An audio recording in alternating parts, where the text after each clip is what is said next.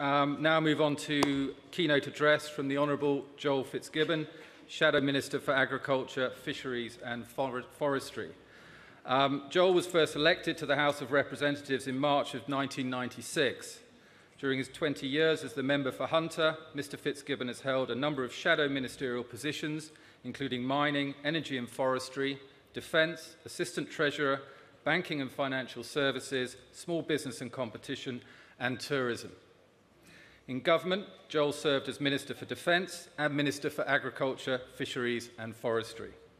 Joel is currently the Shadow Minister for Agriculture, Fisheries and Forestry and Shadow Minister for Rural and Regional Australia. I'm very pleased to welcome Joel to the stage for today's keynote address. Thank you very much.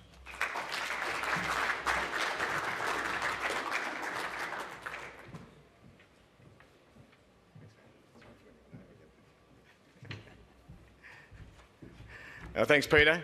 G'day, everyone. I'm back. Still in opposition, but I'm still floating around. And I thank both you for the introduction, Peter, and all of you for making me feel so welcome. I had a drink with some of you last night, which is always nice. And I thank the key organisations who continue to make this conference such a magnificent success. Grain Traders Australia, Pulse Australia, and of course the Australian Oilseeds Federation. And at risk of understating the value of others, I want to in particular signal out GTA. I'm very fond of making the point that no sector can possibly hope to be as effective, as efficient, as productive, as profitable as it possibly can be unless every link in that value chain is in turn as efficient and as effective as it can be. And whether you're a grower, a researcher, a trader, a port service provider, wherever you sit in that chain, I do think that you've all benefited from the work of Grain Traders Australia. And I'm aware that Peter announced to you yesterday, I think, that he's moving on. And I just want to pay a quick tribute to Peter Reading. He has done a magnificent job in that space. He's brought a lot of experience and skill to the position. And I wish you, Peter, are you here? Every success and good health in your semi-retirement as I understand it. And of course, your big shoes are being filled by a great guy who I got to know last night, and I'm sure Mr Goyder will do just as good a job into the future.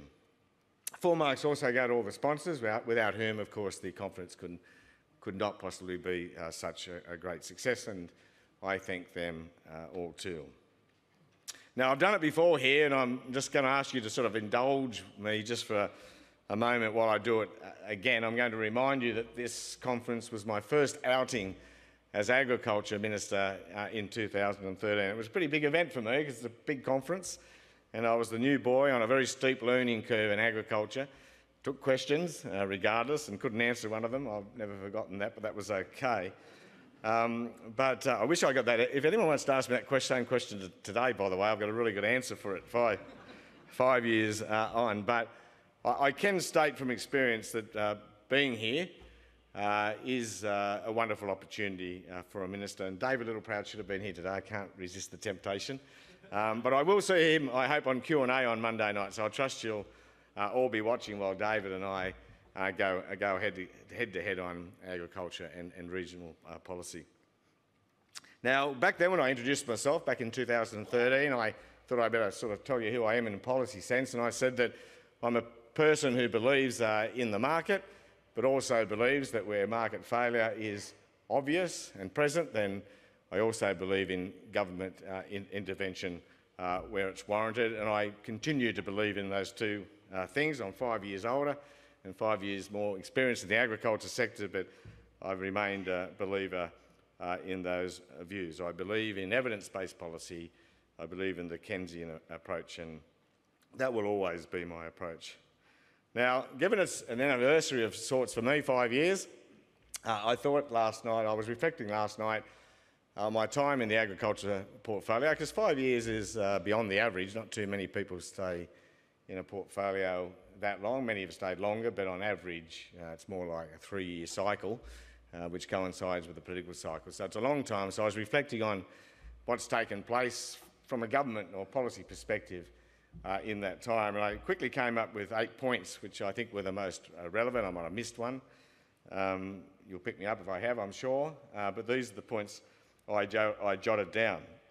A number of FTAs have been concluded in that time, and that's an unequivocally good thing. I understand that Steve Shobo, a good friend of mine, was here yesterday talking about that and talking about how the government sees the future and where it hopes to take us on the market access front. No doubt he talked about Indonesia. I'm not sure. I'll be surprised if he didn't while he was on his feet. So that's a good thing, and I'll return to that. Second, we've had an agricultural white paper. Now, the good news is I'm not going to talk about the agricultural white paper. I suspect many of you, or most of you, have erased it from your memory banks in any case, and I have sympathy for those who haven't been able to. Third, I thought we've had an excellent Productivity Commission report on regulation in the agriculture sector. A great report. If you haven't read it, I recommend it to you. It's voluminous and it's a little bit dry in places, but left no stone unturned, and I thought made very, very sensible recommendations. Unfortunately, the government hasn't responded to that report. It's sadly gathering dust on Malcolm Turnbull's bookshelf, I suspect. Either that or Barnaby Joyce hid it from him on his way out. I'm not sure which, but it's a shame it hasn't been responded to. And if we were to be elected, I'd be dusting it off and taking more than a look. And making the regulatory burden worse, not better, in that time, we had, of course, the introduction of the Port Access Code. You'll be familiar with it. That's the code that covers just about no one, but imposes a regulatory burden on just about everyone. The fifth point was Foreign Investment Review Board. In that time, we've had fiddling with Foreign Investment Review Board thresholds for the first time in our history, in my view, in a political sense. And that, for the first time, has sent all the wrong signals to investors around the world, and for the first time put in place what I would describe as a discriminatory regulatory regime. The sixth point was the relocation of the Australian Pesticides and Veterinary Medicines Authority and the collapse in the workforce there and all the associated issues that have flowed from that in terms of its capacity to do its job, its productivity, its disruption and its efficiencies. We've had lots of talk about drought, but no meaningful action, and I want to return to that today. We've had lots of talk about multi-peril crop insurance, but again, not much action on that front. But I generally don't want to dwell on all that. I want to look forward rather than back, but I thought it was an opportunity for me to review what public policy has been doing in your space over the last 5 years. There can be no doubt that we're all energised and enthused by the amazing opportunities the grain sector has before it, indeed the amazing opportunities the agriculture sector has before it, more generally. But we're also alert to the challenges, and there are, of course, many of them.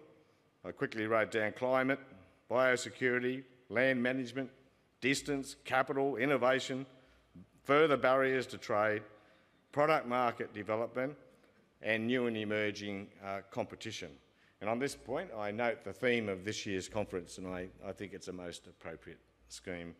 And I know issues like the Black Sea are focusing your collective minds. My view is, and I've said it before, that Australian agriculture is at a crossroads.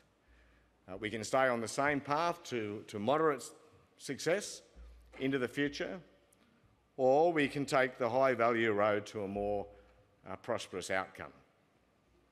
We can pin our hopes on more on increasingly competitive commodity markets in which we are increasingly price takers, or we can climb what I describe as the value curve and do something more rewarding.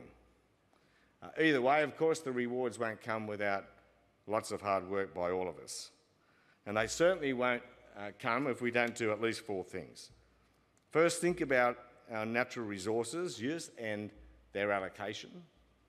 secure greater levels of investment, lift our innovation effort, including the embrace of new biotechnologies, which I think will be crucial to yields and productivity and therefore profitability in the future. And we do have to overcome some of the political pressures there, many of which come from irrational arguments in my view. And we must establish meaningful responses to a more challenging climate. The war needs to be behind us. We need to accept the climate is changing for the worse and start getting some serious policy in response. I welcome the research grain growers is undertaking on product quality and profitability. I think it's absolutely the right focus, and I wish them well in that work. I've said it many times, Australia's key competitive advantage is our reputation as a provider of clean, green, safe, high quality and increasingly ethically produced food. And that's why our biosecurity construct is so important, and that's why biosecurity should be an absolute priority for every agriculture minister and every government. Whether it's a healthier product, a higher protein product, a different coloured product, a uniquely packaged or branded product, or just a product which is different to someone else's. We need to chase the premium. Both domestic and international consumers are increasingly prepared to pay. Now, that's not to say that volume won't remain an important part of the equation.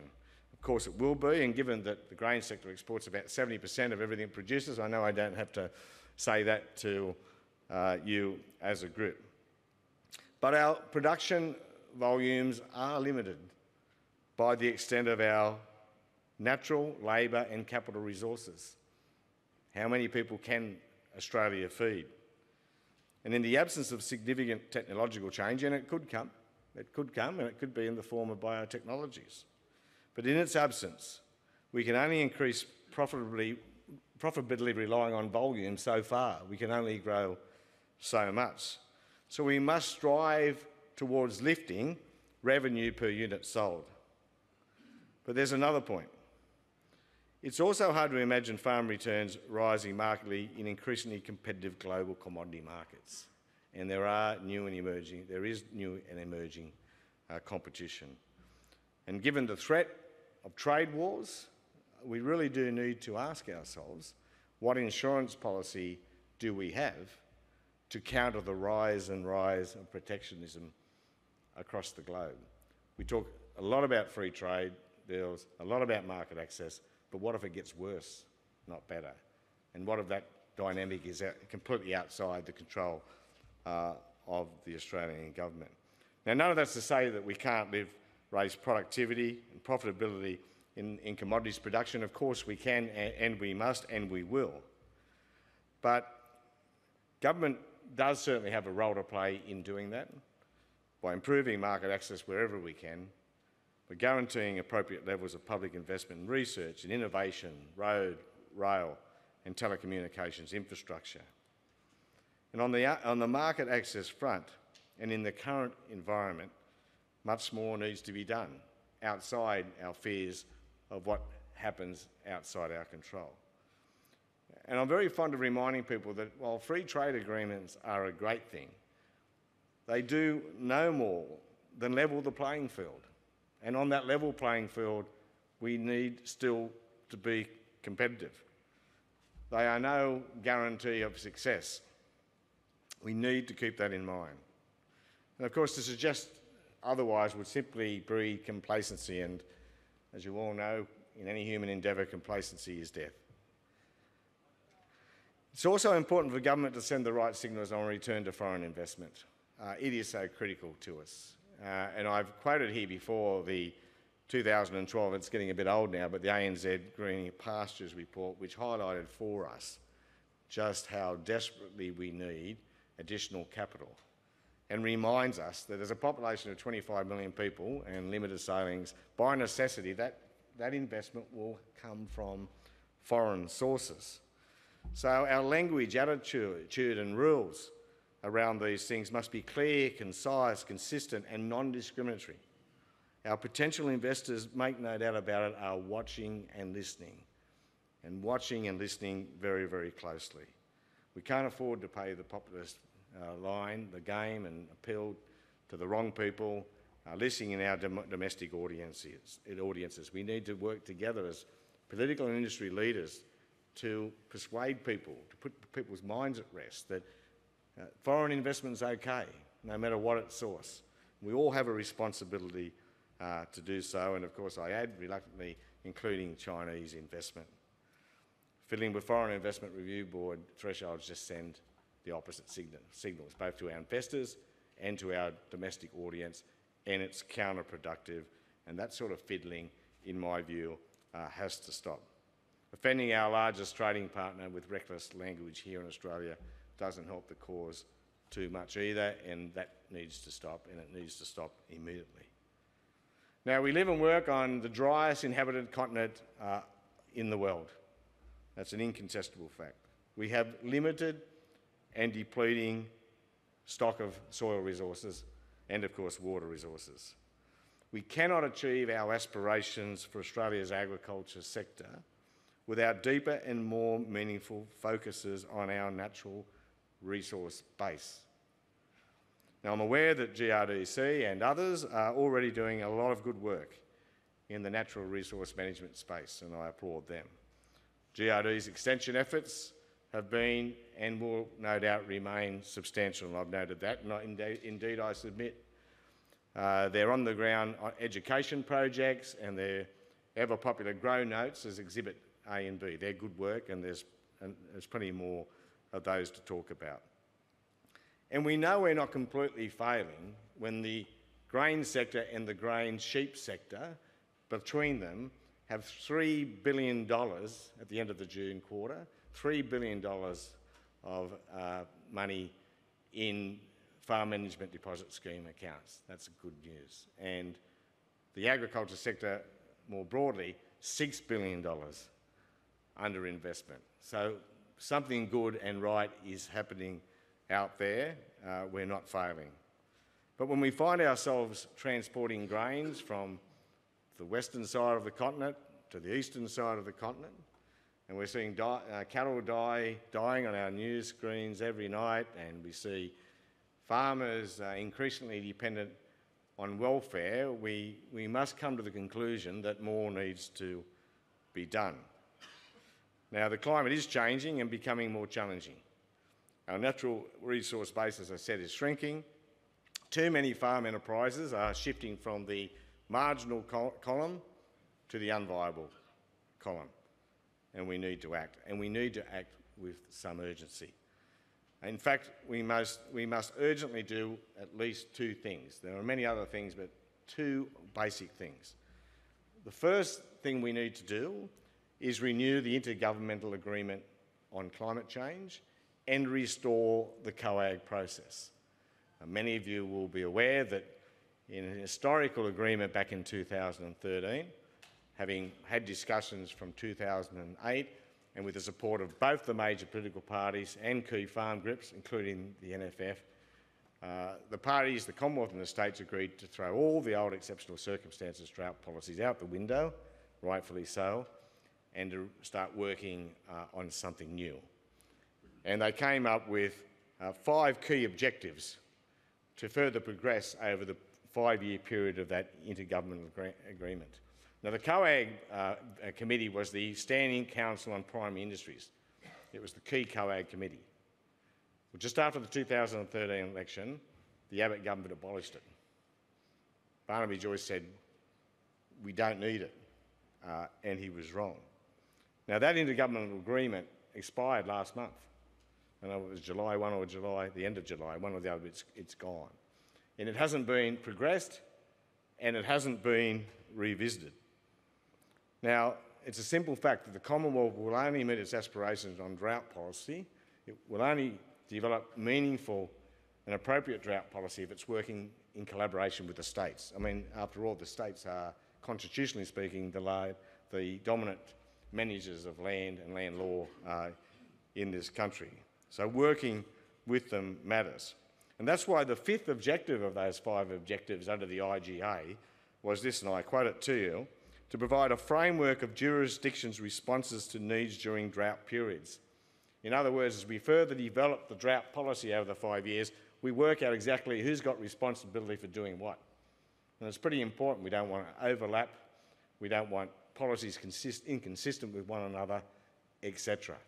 But there is no evidence that any of that work has been done over the last 5 years. And you can see that on your television screens every night now, where states are doing things, the Commonwealth are doing things, Commonwealth is saying the state should do more, and vice versa, the usual blame shifting attitude, and that we cannot afford.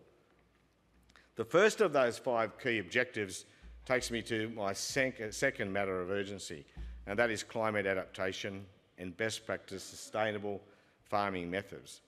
That first objective, known as Objective A in the IGA, says, and I quote again, assist farming families and primary producers adapt to and prepare for the impacts of increased climate variability, close quote. Now, of course, the first priority in progressing this objective is to follow, act upon and further build on the science. Best practice land management and farming methods has always been a key priority for me in my time in this portfolio. And many groups, including our RDCs, Farmers for Climate Change, individuals and authors like the scientist Charles Massey, have further strengthened my resolve that Australia must adopt the best land management and farming methods to ensure the future sustainability of the sector. And I know those methods will vary from state to state, from geographical region to geographical region. There is no one shape fits all. Now, having acknowledged the good work of the Rural Research and Development Corporations, what they have already done in terms of adaptation and on the extension fronts, today I can announce that if elected, a Shorten Labor government will ask them to do more. We'll ask them to form an agricultural climate adaptation partnership. As Minister, if elected, together with the Minister for Climate Change, I'll ask the RDCs, the Council of the RDCs, to lead the development of an agricultural climate response plan to dramatically increase the uptake of drought adaptation methods in the farming community. The Agricultural Climate Response Plan will also consider other climate impacts such as severe frosts and increased levels of pests and disease as a result of variable climates. Now, the GRDC, MLA, Dairy Australia and each of the relevant of the 15 RDCs will pursue voluntarily agreed benchmarks and milestones over an agreed time frame, which is most likely to be the period of the new 5-year intergovernmental agreement, which we will sign at the very, very first opportunity. The Agricultural Climate Response Plan will not only build farm resilience, it will also drive productivity by maintaining yields in times of drier periods, and of course will reduce input costs on matters such as energy and fertilisers. Of course, the response plan will offer no immediate relief for those most affected by drought now, and the opposition stands ready to support any future initiatives the Turnbull government might come up with to assist those who need help so desperately right now. But it underscores the need to have a plan in place, because in a sense, every dollar we spend helping people in a welfare sense is an admission of failure. They should never be in that position. I know we can't prevent everyone always from being in that position, but in the numbers we're talking about at the moment, they shouldn't be in that position, and they wouldn't be in that position if we had a plan for them and we had the mechanisms in place to lift that adoption of best management practices. Now, I can think of no better use of taxpayers' money or indeed levy payers' money than investing it in that project. The taxpayer contributes some $600 million a year to our RDCs. I don't think too many of them would be concerned about some of it being spent on that project. Now, many of you will be aware that I believe we're in any case, overdue for a review of our research and development corporations. And given I want them to tackle this adaptation task, it's more important than ever that they use their money as efficiently, as effectively as they possibly can. This shouldn't be seen as a threat, a review. It should be seen by them and everyone who is a stakeholder to the work they do as an opportunity. It's something like 7 years since the Productivity Commission last undertook a review into our RDC structure and performance, and rightly or wrongly, back then their recommendations weren't adopted by government, and I think it's time we took another look. I think that's a very reasonable thing to do. And I think if our RDCs could play a role, a significant role, in lifting the adoption of better farming methods in our farming communities, that would dramatically enhance the reputation of the RDCs. They could be the champions of this policy, and I'll be very, very happy if, given the opportunity to serve as Minister, for them to take that credit. I think it's very important work. I said to someone last night, I think no more than 10% of federal MPs would know what the RDCs are and what they do. Well, they will if we can work with the RDCs to tackle this drought policy reform challenge. Can I just say, in winding up, that there is more we need to do together. The producers of our food and fibre, undoubtedly, amongst the most respected in our community. They're up here with firemen and policemen and nurses, and politicians down here with used car salesmen. No used car salesmen. Well, can I say traders? No, I better not say. No, I didn't mean to say traders. We'll just stick with used car salesmen. But there are good things happening out there. But the media seems intent on only ever running the bad stories. You've got to go to the business section of our newspapers to find the good news stories. And generally speaking, agriculture's only on 60 Minutes or like programs when there's a disaster, not when someone's kicking big goals, exporting a high-value product, for example, into a new export market. We just don't, unless you're in the sector, you just don't hear about those things. That's the truth of it. So, let's talk about the important part of the picture. Let's talk about the successes. Let's talk collectively about how well we're doing in the agriculture sector and how much better we can do and want to do in the agriculture sector. And whether it be an opposition or government, I look forward to working with you towards those aspirations, and I look forward to having a drink with many of you tonight and further discussing those aspirations. Thanks for your time.